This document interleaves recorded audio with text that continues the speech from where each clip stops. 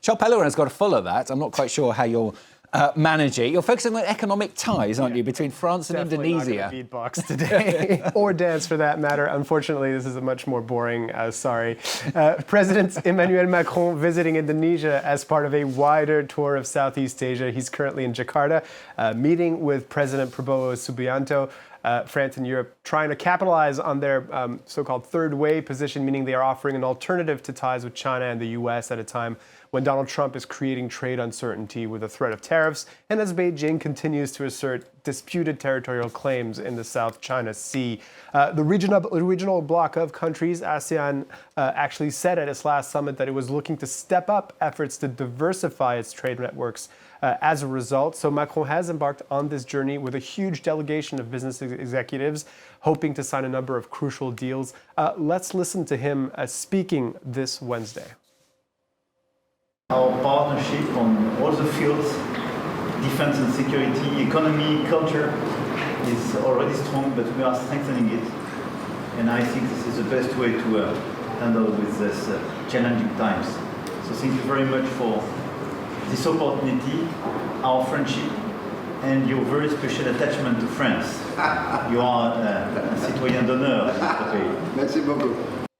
And so what sort of deal then, Charles, are we expecting here for French companies? So France hoping to step up defense cooperation with Indonesia, no doubt of interest to Prabowo Subianto, a former general and defense minister at Jakarta, had previously purchased fighter jets from Russia, but recently it has acquired Rafale jets from French company Dassault Aviation, and the head of that group, Éric Trappier, is part of the French delegation. Emmanuel Macron actually confirming in his statement today that Indonesia would place new orders for that fighter jet. Another sector of interest is strategic minerals, notably nickel. French mining giant Eramet CEO Paolo Castellari is also traveling with Macron. His company has signed a deal during a ceremony this Wednesday. We'll hope to have more on that later. But for context, Indonesia is the world's largest producer of the metal, which is essential for the green transition, as it is used to build batteries, and it is home to the world's largest nickel mine in Weda Bay on the island of Halmahera in the east of the Indonesian archipelago, over 2,000 kilometers away from the capital, Jakarta,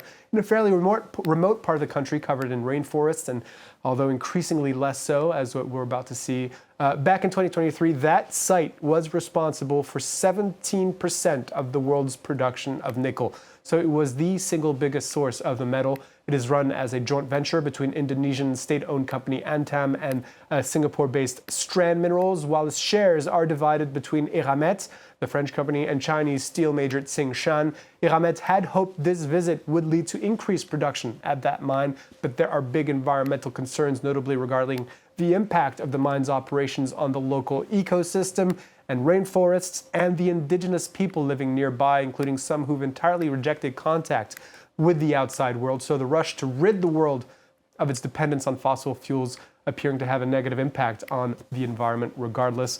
Among the other French companies who've signed deals during this visit are also TotalEnergies and Danone. Time for the markets then, Charles. What's happening? Well, let's have a look at the situation in Europe. Shares opening flat or slightly higher this Wednesday after seeing Wall Street gains on the back of that tariff deadline extension announced by Trump regarding imports from the European Union.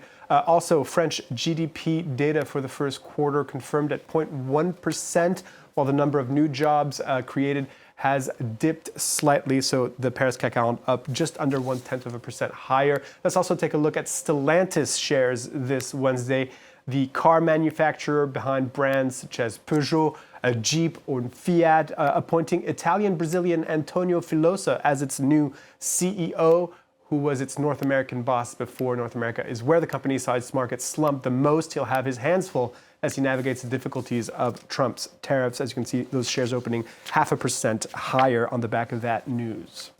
Let's end with a look at the German defense sector.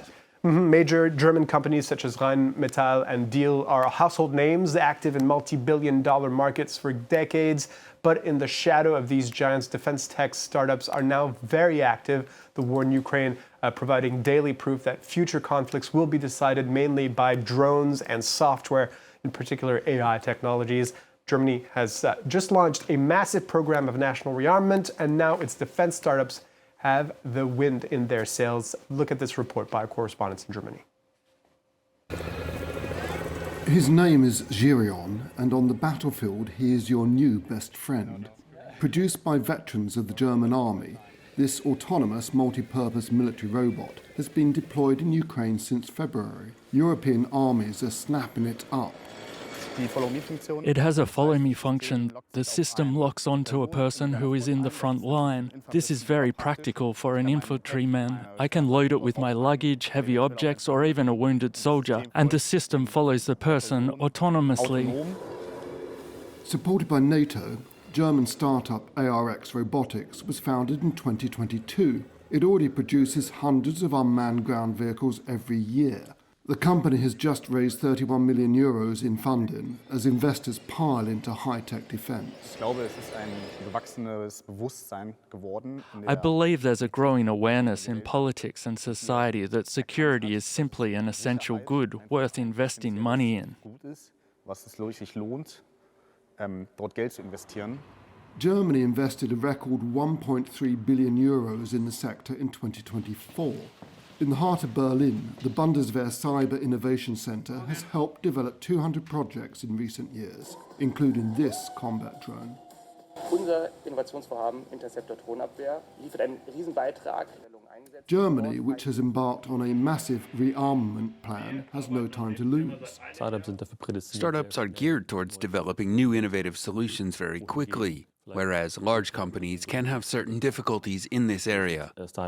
And startups are an important player that can bridge this gap. Our aim here is to connect these two worlds, civil and military.